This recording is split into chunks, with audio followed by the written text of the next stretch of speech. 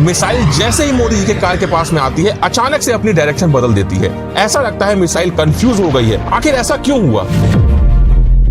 आज मैं 3D animation से दिखाऊंगा एक ऐसा खतरनाक सिक्योरिटी कंपैरिजन जिसमें एक तरफ है इंडिया के सबसे अमीर आदमी मुकेश अंबानी और दूसरी तरफ है इंडिया के प्राइम मिनिस्टर नरेंद्र मोदी, जिनकी महीने की सैलरी लगभग 1,60,000 रुपए है। वहीं मुकेश अंबानी 1,60,000 रुपए 4 से 5 सेकंड के अंदर ही कमा लेते हैं।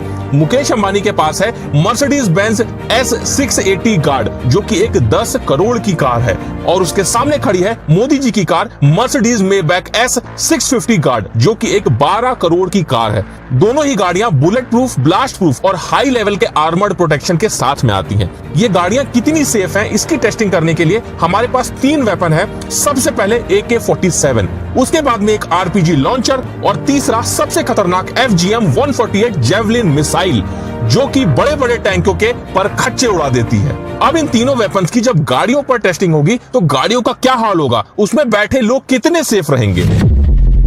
टेररिस्ट ने अपना टारगेट सेट किया और उसने AK-47 सबसे पहले मुकेश अंबानी के गाड़ी पर चलाई।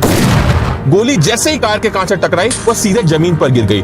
बस एक हल्का सा निशान उसके कांच पर आ गया, क्योंकि मुकेश अंबानी की गाड़ी का ये कांच लगभग 4 इंच मोटा है। और ये तो छोड़ दो, अगर हम इस गाड़ी के डोर को अलग करके देखें तो ये लगभग 5 से 6 इंच मोटा होता है और इसका एक डोर लगभग 250 किलो का होता है, जो कि हाइड्रोलिक सिस्टम से ऑपरेट होता है। एक बटन दबाने पर ऑटोमेटिक ओपन और क्लोज होता है। अब AK-47 तो कार का कुछ नहीं उखाड़ पाई। फिर ये टेररिस्ट गुस्से में आकर RPG लॉन्चर तान देता है। RPG जैसे ही कार से टकराती है बहुत तेज से विस्फोट होता है और जैसा कि आप देख सकते हैं कार में काफी बड़ा डेंट आ जाता है। लेकिन उसके बाद भी कार में बैठे मुकेश अंबानी को सिर्फ जोर की आवाज आती है, उसके अलावा कुछ भी नहीं होता है। वो कार में पूरी तरह से सेफ है, क्योंकि इस गाड़ी में आर्मर प्लेटिंग होती है। अगर गाड़ी के ऊपर के हिस्से को हटा दिया जाए तो ये जो हिस्सा होता है ये लगभग 5 से 6 इंच मोटा होता है। इसमें आर्मर प्लेटिंग होती है, जो कि रेनफोर्स्ड स्टील, जो कि हाई क्वालिटी का स्टील होता है, और कंपोजिट मटेरियल, जो कि बुलेट प्रूफ जैकेट में इस्तेमाल होता है, इनकी लेयरिंग से बनता है।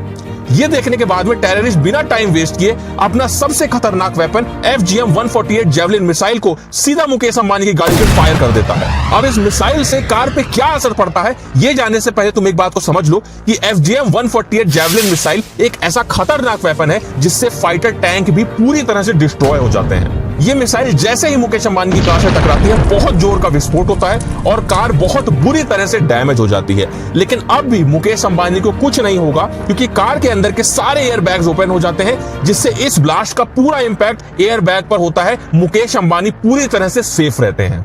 तो क्या लगता है मोदी जी के कार पे इन वेपन्स का क्या असर होगा? जैसे ही टेररिस्ट ने AK-47 मोदी जी के कार पर चलाई, कार को कुछ भी नहीं हुआ।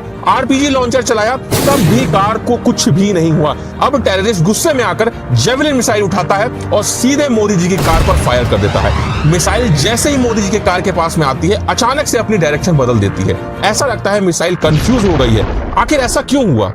तो मैं आपको बता दूं, मोदी जी की गाड़ियों के साथ में पूरा SPG कॉन्वॉय चलता है, जिसमें ऐसी भी गाड़ियां होती हैं जिसमें बहुत सारे हैवी जैमर्स लगे होते हैं, और ये जो जैमर्स होते हैं ये मिसाइल के सिग्नल को ब्लॉक कर देते हैं, जिस वजह से मिसाइल अपने टारगेट को हिट करने के बजाय अचानक से अपनी डायरेक्शन बदल देती है, जिससे उसका असली टारगेट मिस हो जाता है और मोदी जी पूरी तरह से